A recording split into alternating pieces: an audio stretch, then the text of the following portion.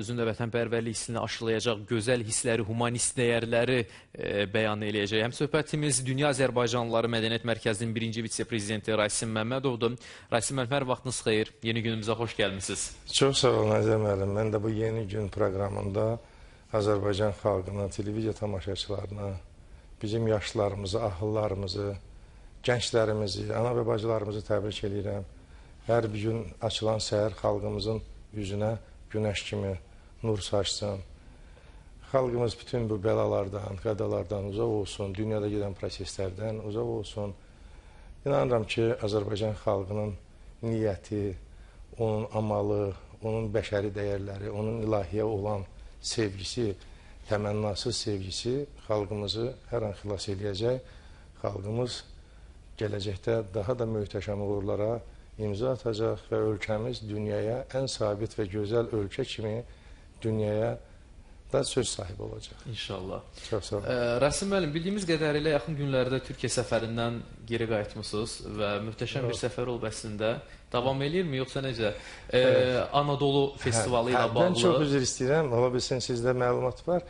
Deməli, biz Türkiyənin Əti Məsud, Ankara şəhərində Əti Məsud bələdiyyəsinin rəsmi dəvəti ilə bildiyiniz kimi Əti Məsud bələdiyyəsi Şirvan şəhəri ilə qardaş şəhərdir və Şirvan şəhər İcra Hakimiyyətinin dəstəyi ilə qeyri-hökumət təşkilatlarının dəstək şurasının dəstəyi ilə və Dünya Azərbaycanlı Mədəniyyət Mərkəzinin təşkilatçılığı ilə Azərbaycanın Türkiyədə səfirliyinin dəstəyi və təşkilatçılığı ilə bu həmin 12-ci Anadolu festivalında, bu möhtəşəm festivalda Dünya Azərbaycanlıları Mədəniyyət Mərkəzi 16 gün ərzində ayın 6 sentyabr bir gün ev sahibliyi edəcəkdi, Azərbaycan Mədəniyyət Günləri.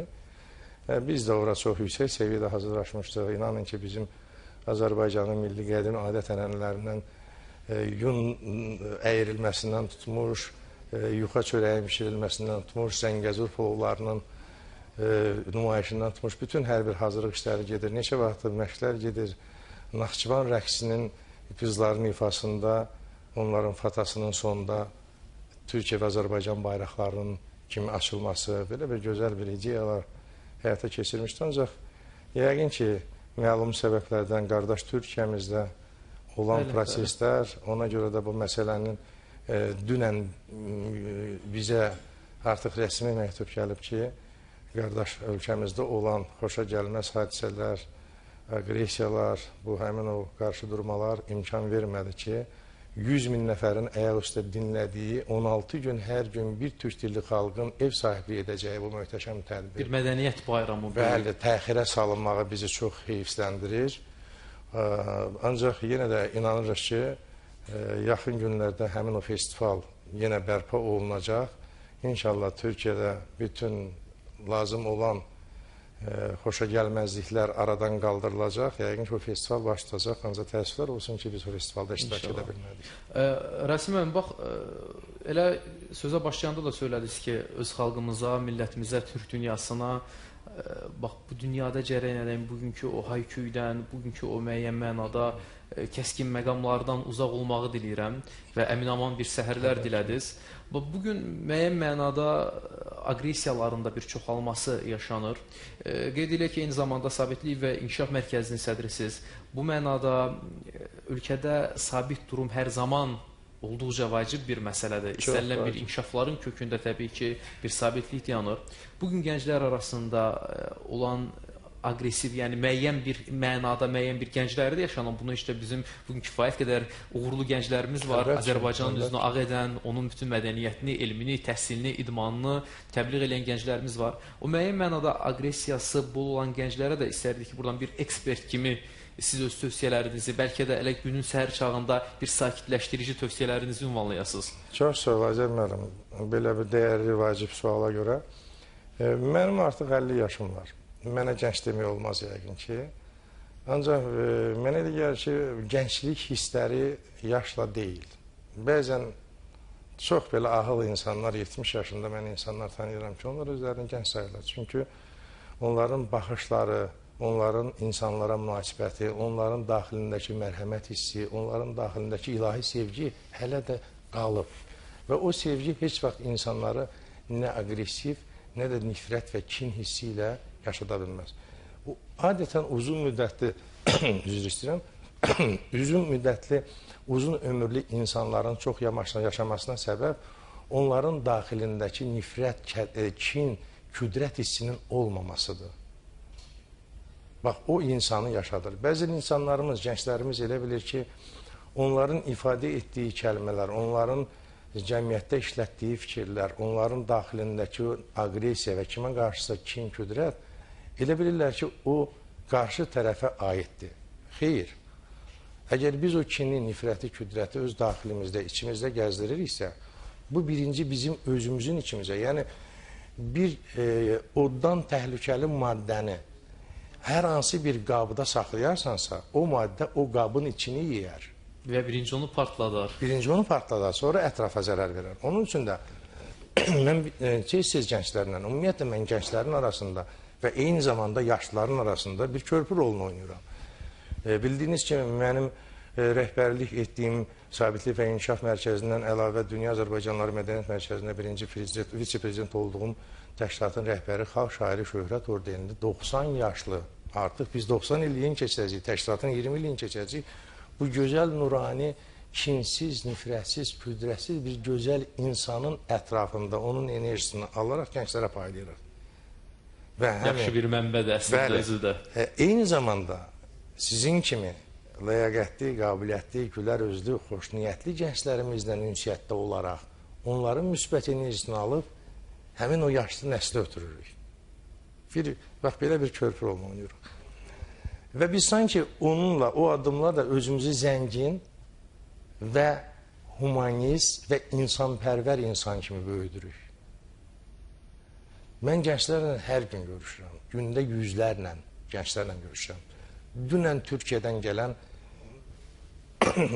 iki gəncimiz, tələbə gənclər təşkilatının sədrləri, Tural Şahbazlı ilə görüşmüşəm, Samir bəylə görüşmüşəm. Onlar mənim ziyarətimə gəlmişdi. Onların özünün Türkiyə ictimaiyyətində yaşayaraq gəlib Azərbaycanla oranın arasındakı insani dəyərlər, münasibətlər, onları araşdırırıq, söhbətlər edirik. Məsəl üçün, bəzən onların Azərbaycanda qarşılaşdığı o soyuqluq, viganəlik, soyuqqanlıqla razılaşmırlar.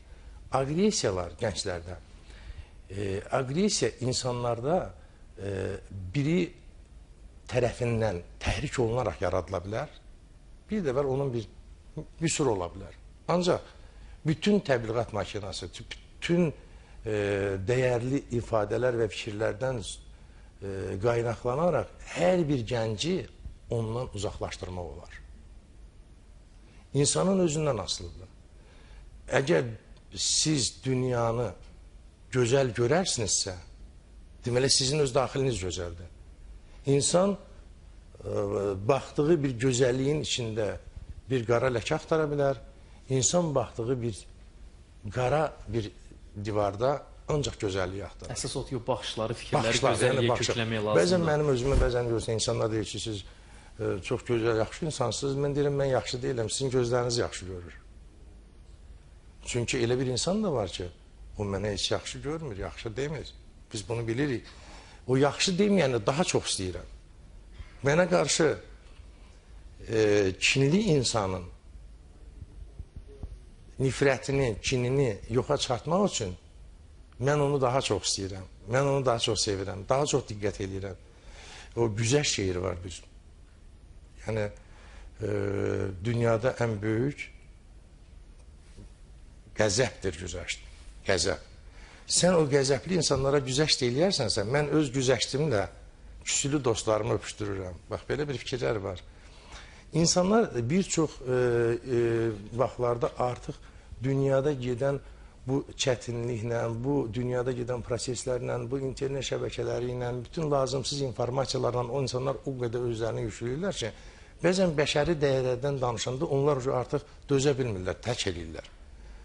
Çünki artıq o yetərincə lazımsız informasiyalar, miflərlə, boş-boş, yalançı iftiralarla, şər və böhtan yazılara inanaraq, lazımsız divar qəzetlərində lazımsız, əhəmiyyətsiz məqalələri sanki özündə doğru kimi qəbul edərək, və özlərini aqressivləşdirirlər. Və yaxud da razılaşarsınız ki, bugün o söylədiyiniz məqamlar artıq o səmimi, isti münasibətləri sıfırlayır. Əlbəttə Artıq ki. yoxa çıxarır. Yoxa çıxardır, Və əlbəttə. bugün bir neçə dost görüşmək üçün bir məkan təyin edirlər və hər biri əlində bir mobil telefonla artıq ora bir status yazmaqla və yaxud həmin məkanda olduqlarını işarə eləməklə artıq onun altından söhbətlərini davam etdirirlər. Həmin o yazının altına və internet üzərindən bugün bir-birlərinin zarafatlarını, fikirlərini ünvanlayırlar. Və bunun da sonunda görürsünüzmü, bəzən o kiçik bir zarafat, kiçik bir qeyri-etik hərəkətlər görün nəyə nəticələnir. Hansı şiddətlərə gətirir? Hansı şiddətlərə gətirir? Bir ailənin gözü yaşlı qoyur, xalqı məyus eləyir, ölkəni məyus eləyir. Ümumiyyətlə, dünyada ən böyük qəzzəbdir güzəşt. Nə qədər güzəşt edərsənsə, o güzəşt sənin əlində qılınc kimi, qalxan kimi olar. Çünki qarşı tərəf artıq bilər ki, mən bu addım atdım, mənə bu addım atdılar. Yəni, istənilən bir qarşı tərəfdən eşitdiyin lazımsız, qeyri-etik sözləri ondan aşağı səviyyə düşüb, daha da ağır formada ona qaytarmaqdansa, ona çox sağ ol, üzr istəyirəm, bağışla deməklə onu utandıra bilərsən. Bəzən də insanların daxilindəki təkəbbür, bu insanların daxilindəki o müəyyən bir formada bir o harınlıq, müəyyən bir formada hər şeyə tez, əziyyətsiz nail olmaq kimi faktorlar insanları kinli küdrətli edir. Məsəl üçün, bir yaxınlarda bir avtomobil, yüngül avtomobil qəzası idi. Mən öz maşınımdan keçirdim. Ümumiyyətlə, mən hər şeyə reaksiya verirəm, biganə qalmıram. Çünki baxıram ki, əgər biganə qalarıqsa, bəs heç evimizə çatmamış, bəlkə bizim ən yaxın qohumumuzun hadisəsinə biganə qalmış oluruq. Ancaq belə də ki, bəşərin yaratdığı, ilahinin yaratdığı bütün insanlar bir-birinə qardaş və bacıdır. Hamı bir-birinin üçün qohumdur. Hamı bir-birinin əzizidir. O cür başa düşmək lazımdır. 2 nəfərin avtomobilinin bir-birinə dəyməsindən adi, xırda bir 20-30 manatlıq zərərə görə onlar orada o münasibətdən istifadə edib dost olmaq əvəzinə, gələcəkdə qohum olmaq əvəzinə onlar düşmən olurlar. Və münasibəti bu qədər bu qədər də deməyək, belə kiçik bir nöqsanda ən azından siz qohumluğa qədər yaxşı bir tərəflərini də qabartırsınız, orada bunu bacarmaq lazımdır. Yəni ilahinin bu qisməti, qədər məsələyə yaxşı baxmaq olar. Yəni ilahinin bu sizə yazdığı bu kiçik bir qismət sizin üçün gələcəkdə gözəl xoşbəxtlik gətirə bilər. Siz onu düşmənçiliyə çevirirsiniz. Rasim müəllim, siz avtomobilin toqquşmasından danışırsınız. İnsanlar bəzən olur ki, adi şəhərdə yerəndə birinin çiyini birinə toxunur və orada nəinki artıq heç bir maddi bir ziyandan söhbət gedəməz. Orada bir şiddət yaranır. Qalmışdı ki, bir 20-30 manatlıq bir xərici olan avtomobil toqquşmasına. Rasim müəllim, biz təşəkkür edirik sizə. Sonda bir daha efir verdiyi fürsətdən istifadə eləyərək nə demək istəyərdiniz? Əslində bütün söylədikləriniz bir arzuydu, bir dilək idi. Bəli, mən sonda çox sağ olun dəvətinizə görə İctimai Televiziyanın rəhbərliyinə, İctimai Televiziyanın insanlar üçün təmənnasız bu sədaqətlə xalqın içindəki lazımlı insanları gündəmə gətirdiyiniz üçün mən sizin kollektiv və sizin televiziyaya minnətdaram və çox sağ olun deyirəm. Sonda bilirsiniz, mən istəyərdim ki, sonda mən bu aqressiyanın, insanların bir-birinə qarşı olan mərhəmətsizliyi, humanistsizliyi bəzi hallarda, çox hallarda onunla bağlı gözəl, duygusal bir şeyi söyləmək istərdim. Bədiyləşdirək, fikirlərimizi belə yekunlaşdıraq. Və eyni zamanda bu günlərin bizim fürsətdən istifadə edib, mənim çox yaxın dostumuz, diaspora rəhbəri, uzun illər Rusiyada Azərbaycan xalqını təbliğ edən dostumuzun övladının toyudur, Ruslan balamızın. Bugün Azərbaycanımızın Dilbər Güşəsində Masallıda Rusiyanın hər bir tərəfindən qonaqlar gəlib. Bunlar bizim milli adət-ənənələrimizi, bizim milli birliyimizi, dostluğumuzu, ənənəmizi görərək yəqin ki, bizim təbliğatçılarımız olacaq. Mən o Ruslanı təbrik edirəm, dostum Qasıməli bəyin gözünün aydın olsun deyirəm. Və ümumiyyətlə, bu cəmiyyətdə olan aqressiya və xoşagəlməz hallarla bağlı istəyirəm bir gözəl bir sənin yerin görünəcək şeirini söyləyim.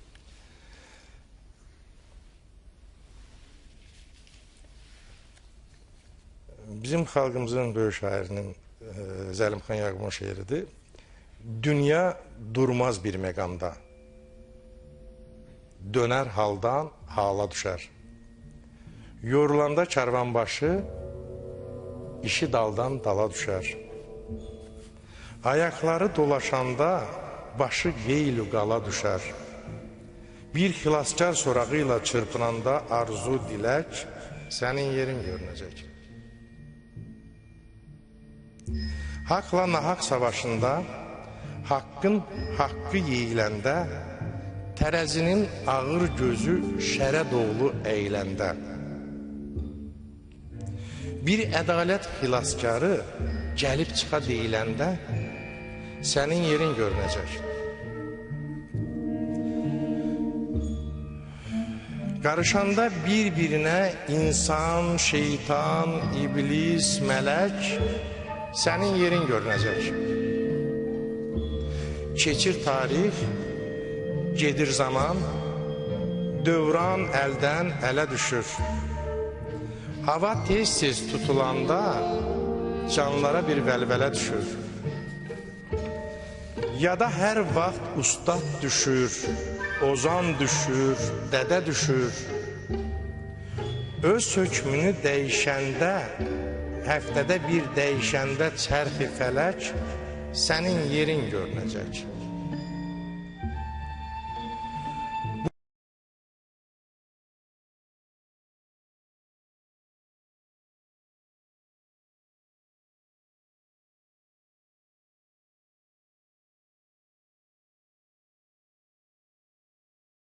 Bu tufanlar, bu qasırğalar, bu dalğalar susandı mı?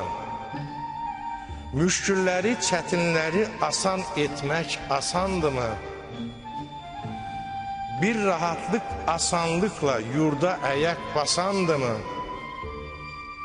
Qara yelkən at oynadıb, yarpaqları töksə külək, sənin yerin görünəcək. Günəş varsa, çiskin, duman insanlığı boğa bilməz. Baxışlardan nur tökülər, kin, küdrət yağa bilməz. Anaların nə günahı, hər gün dahi doğa bilməz. Oğul deyib, uzaqlara göz dikəndə bir ağ bir çək, sənin yerin görünəcək. Hər 100 ilin başında da, tariximin kökündə də, zatında da, əslində də, hər il sənin ad günündə, may günündə, sənin bizə ulu neymət ilahinin pay günündə, Azərbaycan başdan başa açılanda çiçək-çiçək, dünya dadlı, dünya şirin, dünya gözəl görünəcək, sənin yerin görünəcək, sənin yerin görünəcək, sənin yerin görünəcək. Mən təşəkkür edirəm sizə. Hər zaman yeriniz doğmalarınız üçün qoy görünsün, bilinsin və qiymətləndirilsin. Hər birinizə gözəl, münasibət, isti bir ünsiyyət diləyirik. Təşəkkür, görüşmək ümidləri arasında. Çox sağ olun. Əziz tamaşaçılar, proqramımız davam edir.